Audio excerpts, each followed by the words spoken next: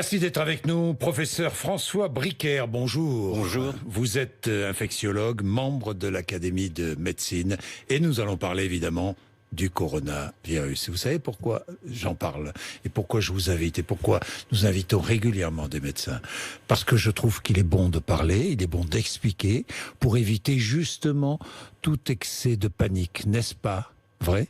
Ah, tout à fait. C'est la meilleure façon de rassurer les gens que la transparence et les explications.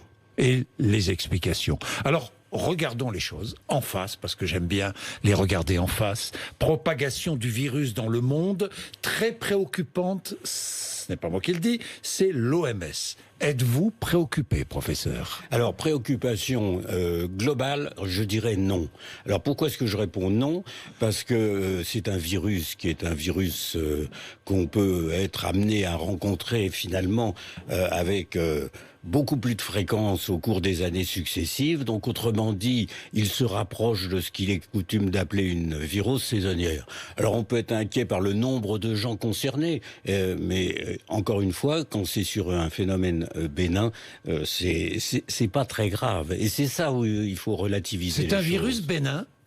Oui, je pense que c'est un virus bénin. On nous le présente comme un tueur.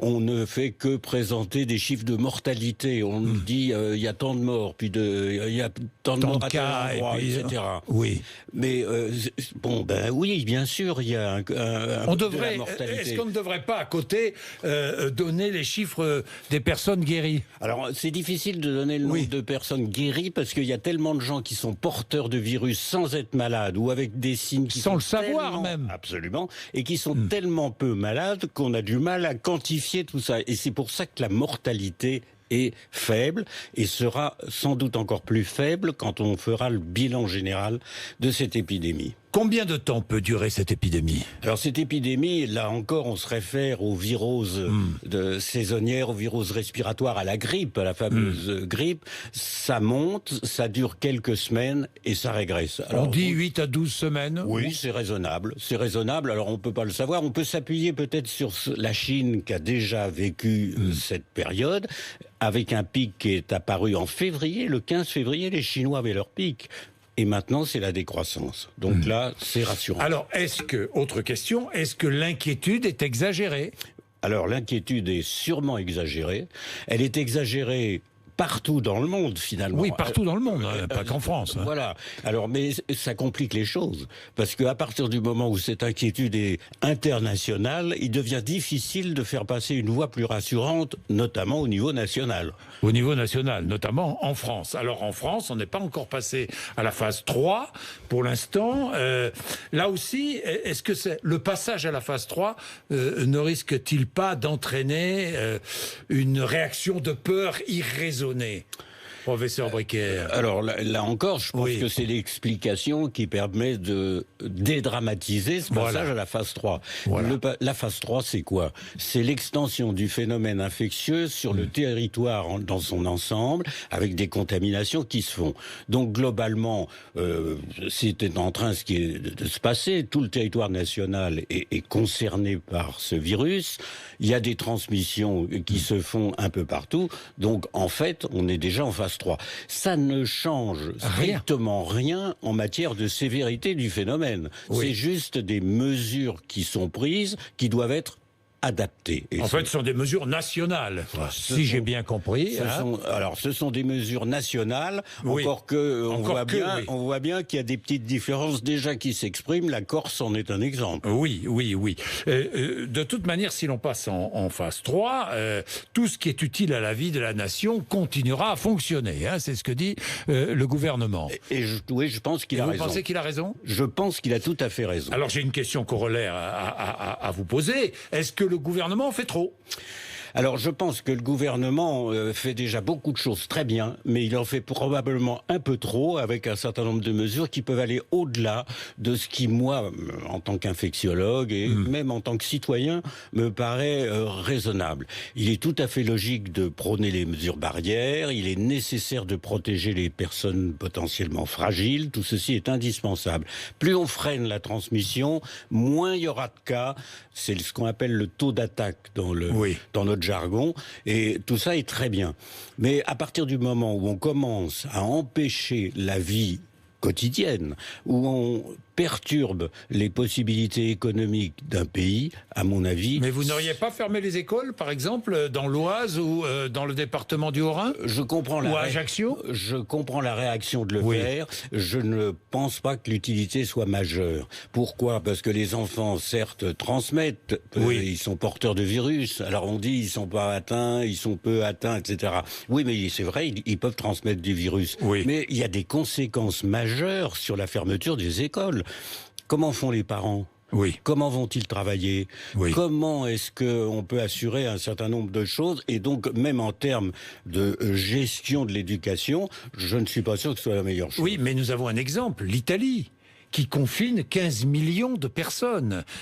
Ça n'empêche pas les Italiens de pouvoir toujours circuler. On est bien d'accord, même dans ces zones de confinement. Mais tout de même, toutes les écoles sont fermées, les universités sont... L'Italie... comment faire, nous, quand on a cet exemple-là ? D'abord, est-ce que en France, on risque de connaître une situation à l'italienne ? Alors, on va avoir une augmentation du nombre de cas. Ah bon ? On va avoir une... C'est sûr, ça. C'est sûr, ça commence. On est sur cette phase. On est sur cette phase ascendante du phénomène épidémique. Mais je pense, et j'ose espérer, que nous ne gérerons pas comme le fait l'Italie, parce que... L'Italie gère mal ? D'abord, nous ne sommes pas forcément comparables, ni sur bien des points. Moi, je me cantonne sur l'aspect santé. Oui, l'aspect santé. Leur prise en charge, leur système de santé n'est pas superposable au nôtre. Globalement, il y a des différences.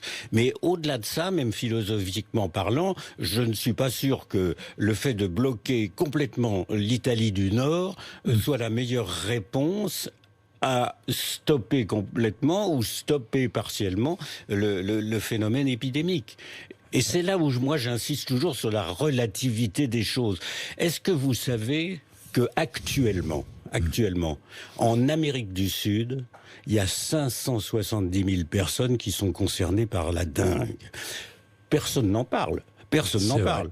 Et donc, la dengue, c'est sérieux. La dengue, ça donne des formes sévères. La dengue, ça donne une mortalité, etc. Donc, on pourrait se trouver exactement en même situation de panique, d'inquiétude majeure. Et fort heureusement, j'allais dire, au moins sur ce plan-là, ça n'est pas le cas. Bon, mais professeur François Briquer, j'ai même lu que les Italiens se demandaient s'ils n'allaient pas être obligés de choisir les personnes à soigner en fonction de l'âge de ces personnes, par manque de moyens, par manque de matériel ou de moyens humains. Alors j'évoquais le système de santé italien qui est différent du nôtre. Je pense pas qu'en France on se trouverait dans la même situation, ou on se trouvera dans la même situation. On pourrait faire face à une épidémie bien plus étendue que ce qu'elle... Et numériquement, on peut avoir beaucoup de cas. Mais quand on sait que 80% des formes exprimées, c'est-à-dire les gens malades, sont des formes bénignes, et que parmi le reste, ce sont des formes qui vont nécessiter une surveillance éventuellement, et que qu'un petit pourcentage fait une forme sévère, ça nécessite des hospitalisations uniquement pour les formes sévères, et à nous d'organiser correctement une gestion des cas simples, à domicile. On reste chez soi. À domicile. Absolument. On reste chez soi. Et ne vont à l'hôpital que les cas graves. Bien sûr. Et c'est cela qu'il faut gérer. Et c'est cela qu'il faut le plus protéger par ces mesures barrières qu'on évoquait tout à l'heure. Donc, il n'est pas possible, parce que c'est une question aussi que posent beaucoup de nos auditeurs ou nos téléspectateurs, il n'est pas possible de stopper la propagation du virus. Non, je ne crois pas. Je ne crois pas. On peut freiner. C'est l'objectif d'ailleurs des phases initiales de prise en charge. On peut retarder le phénomène, on peut le diminuer en intensité. À mon sens, on ne peut pas l'arrêter. Mais nous vivons dans une société exigeante, qui veut tout savoir, qui veut être protégée. C'est le principe de précaution, François Briquer, avec ses bons côtés et ses moins bons côtés. Absolument. N'est-ce pas ? Et nous le voyons, nous sommes en train de le vivre, parce que le principe de précaution, c'est sûrement de base une très bonne chose, mais quand c'est perverti, quand ça dérive, à ce moment-là, on tombe dans un certain nombre de travers. Et c'est ce qui se passe, me semble-t-il, actuellement. Notre société, vous le dites, est exigeante. Oui. Peut-être dans une certaine mesure, elle a raison. Après tout, on évolue, on en veut, et c'est normal. Ceci étant dit, c'est pas pour autant que cette exigence doit obliger à aller vers des solutions qui sont déraisonnables. Or, à mon sens, on se laisse aller. Ouais. Oui, mais l'exemple étranger nous pousse, non? Oui, bien sûr. Je pense regardez la Chine, les mesures prises en Chine. Regardez l'Italie, encore une fois. L'Allemagne aussi, qui prend des mesures drastiques. Oui, et je pense que la Chine, qui initialement a montré de bonnes réactions en étant transparente, ou on peut le penser, en essayant de réagir, a aussi dérapé et a entraîné cette espèce de conditionnement de nos sociétés à vouloir une réaction vive et à pousser nos politiques à prendre des mesures qui sont particulièrement important. Oui, François Briquet, je voudrais revenir sur le virus en lui-même. Il y a, vous le disiez tout à l'heure, de nombreux Français qui sont porteurs, infectés et qui ne le savent pas. Je pense, qui n'ont aucun symptôme. Oui. Qui n'ont aucun symptôme. D'où les mesures de protection qui sont indispensables. On est bien d'accord. On peut donc contracter le virus sans tomber malade. Ça, c'est possible. Oui, c'est tout à fait possible. Oui. Et ces sujets qui sont porteurs de virus, évidemment, transmettent. Oui. Et donc... Mais alors pourquoi, chez certains, il y a une forme sévère et pas chez d'autres? Alors d'abord, premièrement, ça c'est une règle générale en maladie infectieuse. Nous sommes parfaitement inégaux. Nous sommes inégaux devant la maladie. Et dans cette inégalité, ce qui est sûr, et ça a été largement dit, ce sont les personnes fragiles et les personnes âgées qui sont les plus victimes de ce virus. Mais parmi les sujets jeunes, parmi les etc., il y a des porteurs et il y a des malades. Alors on réagit plus ou moins facilement vis-à-vis d'une agression virale. Eh ben, il y a des gens qui réagissent bien et il y a des gens qui réagissent un peu moins bien. Oui, d'ailleurs, la question d'âge, je reviens encore une fois à cette Italie, parce que ça nous a frappé, être obligé de choisir des malades, dire, bon, s'il a 20 ans ou 30 ans, celui-là, on va l'aider à respirer, s'il a 60, 70 ou 80 ans, on va le laisser de côté. Oui, alors c'est là où ça illustre la différence. Ça effraie tout le monde, ça. Oui, ça illustre la différence entre les moyens chez nous et ce qui se passe en Italie.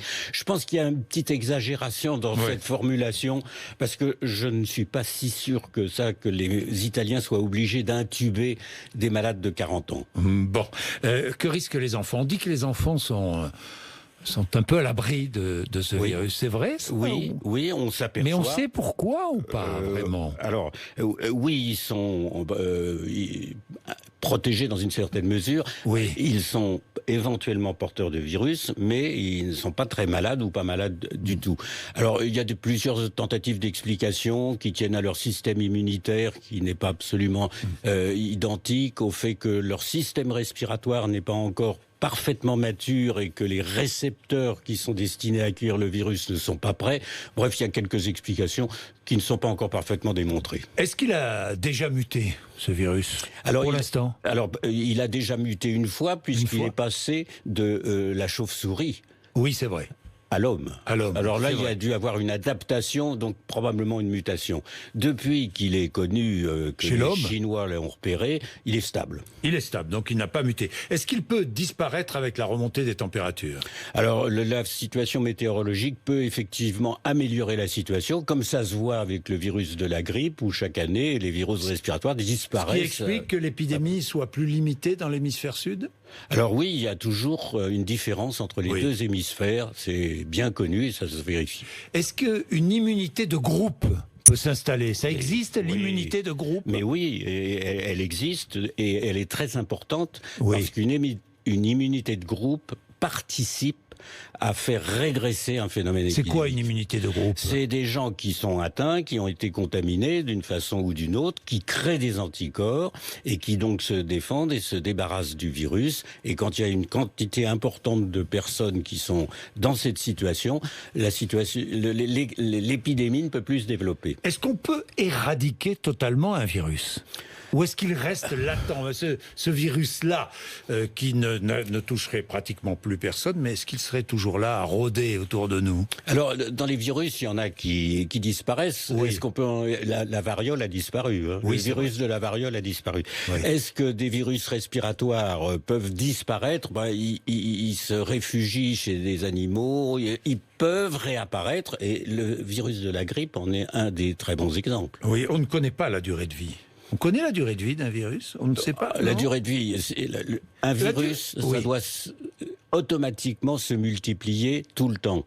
Sinon, il meurt. Il meurt. En combien de temps? Il meurt en combien de temps? Ça dépend de l'entourage, du support sur lequel il est, de la température, de l'hydratation. Du support sur lequel il est. Oui, c'est-à-dire que justement, s'il est sur un support entre guillemets comme le nôtre, l'humain, il survit, il va se multiplier. Si vous le mettez sur une poignée de porte, c'est pas ce qu'il lui faut, et en quelques heures, il est mort. Il est mort. Il est mort. Ah oui, parce qu'il ne trouve pas le terrain. Le terrain pour se développer, hein, c'est bien ça. Voilà. Il est tout petit. Hein. Tout petit. C'est d'ailleurs pour ça que, comme on ne le voit pas, qu'il fait peur. Oui. Oui. Et puis je rappelle qu'il passe à travers une écharpe. Et il peut je passer. dis ça parce que, beaucoup venir. Se couvrent la bouche d'une écharpe, ça ne sert à rien. Non. Enfin, on peut toujours le faire. Hein. C'est pas forcément mal. Hein. Ça, soyons clairs. Mais dire que c'est efficace, ça, c'est beaucoup plus douteux. Alors, les traitements. À chaque fois que je reçois un spécialiste comme vous, François Briquer, je pose la question. Il y a des tests nombreux qui sont conduits aujourd'hui sur des médicaments déjà existants et qui se poursuivent. Est-ce qu'on a des résultats? Alors non, on n'a pas des résultats qui sont dignes de permettre scientifiquement de dire c'est ça qui marche et marche. Il y a des essais effectivement avec des antiviraux qu'on connaît comme étant efficaces contre le VIH, contre la grippe, etc. C'est possible, c'est pas très probant. Puis vous savez, les Chinois ont parlé de la chloroquine, qui est un médicament contre le paludisme. On en a parlé, mais ça fait... en France, à Marseille. Ça n'a pas duré très longtemps. Est-ce que c'est efficace? Je n'en sais rien. En tous les cas, il faut chercher d'autres produits. Et d'ores et déjà, il y a un produit qui est antiviral et qui est actuellement en cours aussi de test. Donc, à l'Institut Pasteur, je crois, d'ailleurs. Il y a un essai clinique conduit qui va commencer dans quelques jours. Exactement. Dans quelques jours. Les masques. Les masques, alors là on dit aussi, les masques chirurgicaux sont aussi efficaces, quoi, finalement. Alors les masques chirurgicaux sont moins efficaces, bien sûr, pour filtrer que les FFP2, c'est évident, mais c'est toujours mieux que de ne rien avoir. Et deuxièmement, ce qui est très important, c'est que les masques chirurgicaux, ils servent à éviter de disséminer le virus lorsqu'un sujet est malade ou suspect d'être malade. Je ne vous sens pas très inquiet, professeur Briquet. Hein. Non, mais sincèrement. Eh ben, vous me sentez bien, parce que alors, il ne faut pas non plus exagérer dans l'autre sens. Je suis d'accord. On est sur un phénomène épidémique. C'est jamais bien d'être dans un phénomène épidémique. C'est un phénomène important quantitativement et c'est bien ennuyeux. Il y a des formes sévères, même si elles sont peu nombreuses, c'est quand même ennuyeux, etc. Donc n'exagérons pas non plus. Mais d'ici à entraîner un phénomène d'inquiétude majeure et à vouloir tous les uns et les autres, vous en particulier être plus virulent que la maladie elle-même, alors à ce moment-là, on est négatif. Mais je comprends. Les conséquences délétères d'un phénomène comme ça deviennent à ce moment-là pires. Mais il faut bien en parler, professeur. Il faut en parler. Bien sûr. Il faut absolument en parler. Il faut absolument en parler. Mais je pense qu'il faut en parler avec un ton plus neutre, calme et éventuellement ça nourrit aussi les relents complotistes, vous les avez vus, hein? On les a vus, on le voit à chaque fois. Et si l'État nous cachait quelque chose? Est-ce que l'État nous cache quelque chose? Alors bien sûr, l'État peut toujours nous cacher quelque chose. Là, je ne le pense vraiment pas. On a en particulier un directeur général de la santé que j'ai le plaisir de bien connaître et qui est un garçon tout à fait honnête et qui a exprimé cette honnêteté à travers tous les messages qu'il vous fournit quotidiennement. Oui, on ne nous ment pas. Je ne pense vraiment Professeur pas. Briquer. Je n'ai pas tous les éléments. Oui. Je ne suis pas. Mais je pense qu'on ne nous ment pas. Merci François Briquer d'être venu nous voir. Avec Il est plaisir. bon de préciser les choses, hein, c'est très utile et j'en suis très heureux. Merci d'avoir accepté notre invitation sur RMC BFM TV. Il est 8h53.